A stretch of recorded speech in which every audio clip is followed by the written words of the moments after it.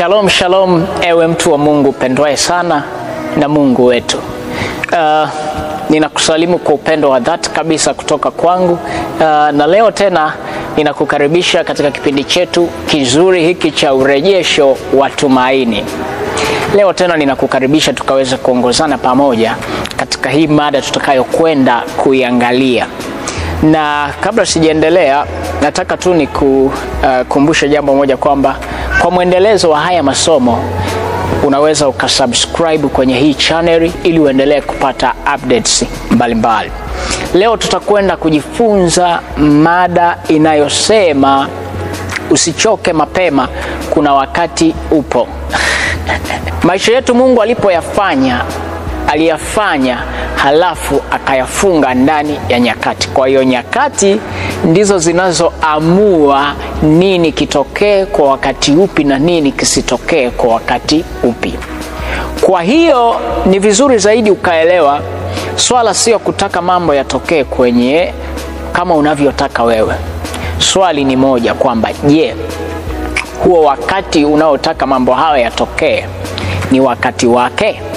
Kwa sababu jambo lolote likitokea nje na wakati sahihi uliopangwa kwa jambo husika ni matatizo. Kwa hiyo usiangalie sana kwamba unataka tu wewe jambo litokee. Jiulize hili swali, je, huu ndio wakati sahihi Mungu ameruhusu hili jambo litokee? Usilazimishe mambo kwenye maisha ya kwako, kwa sababu maisha yamefungwa ndani ya nyakati na Mungu mwenyewe. Kwa nyakati na majira ndizo zinazoamua jambo lipi litokee. Kwa hiyo Mungu wakati unapofika, Mungu ndio anaporuhusu jambo litokee. Kwa hiyo wakati au nyakati ndizo zinazoongoza maisha yetu. Tusome kitabu cha Mhubiri sura ile ya 3 na ule mstari wa kwanza. Neno la Mungu linasema hivi: kwa kila jambo kuna majira yake. Twende pamoja. Kwa kila jambo kuna majira yake na wakati kwa kila kusudi chini ya jua. Halafu tutoke hapo tusome kitabu cha Samueli. Tusome kitabu cha Samueli wa kwanza ile sura ya kwanza na ule mstari wa 20. Neno la Mungu linasema hivi: ikawa wakati ulipowadia. Zingatia sana hii point. Ikawa wakati ulipowadia, Hana akachukua mimba na kuzaa mtoto mwanamume. Mhubiri anasema kwenye Mhubiri 3:1, kila jambo na wakati wake, au kila jambo na majira yake na wakati kwa kila kusudi chini ya mbingu. Kwa hiyo mambo yanayotokea kwenye maisha yetu yanatokea sawasawa na nyakati zilizopangwa. Mungu ndiye aliyeyafungamanisha maisha yetu na nyakati. Kwa nyakati ndizo zinazoamua mambo yatokee kwenye maisha yetu. Kwa hiyo wakati ndiyo maisha yenyewe, wakati ndiyo matokeo yenyewe. Na anataka uelewe hili jambo kwamba wakati wowote ni wakati sahihi, ila kwa jambo husika. Wakati wowote ni wakati sahihi, ila kwa jambo husika. Kwa hiyo wakati wa kulima sio wakati wa kuvuna. Ukilazimisha kuvuna kwenye wakati wa kupanda au wa kulima, maana yake ni vice versa. Haitawezekana.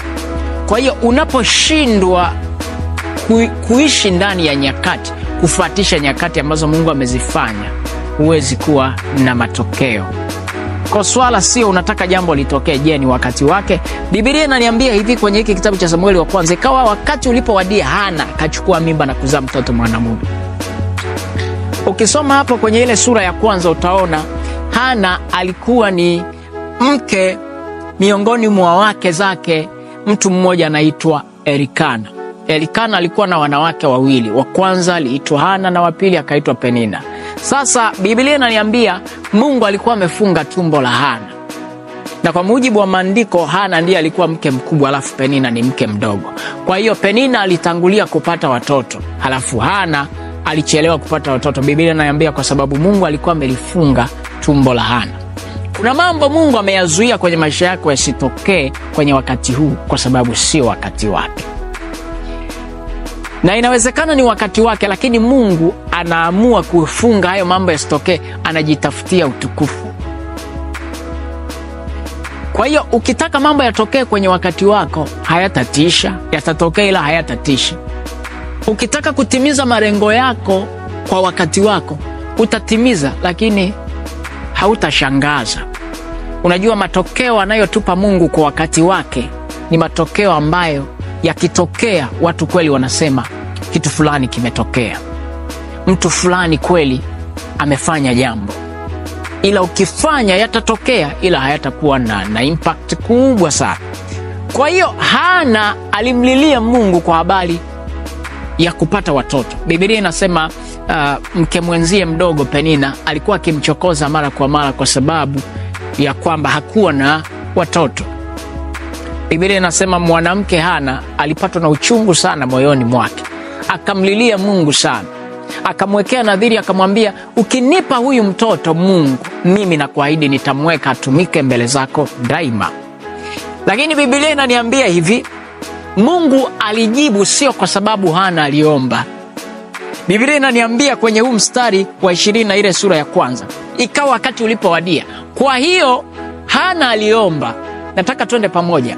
Hana aliomba, ila Mungu hakujibu kwa sababu Hana ameomba. Mungu alijibu kwa sababu wakati umewadia. Kwa hiyo kinachofanya Mungu ajibu maombi yetu sio kwa sababu tumeomba, ila ni kwa sababu ni wakati umefika.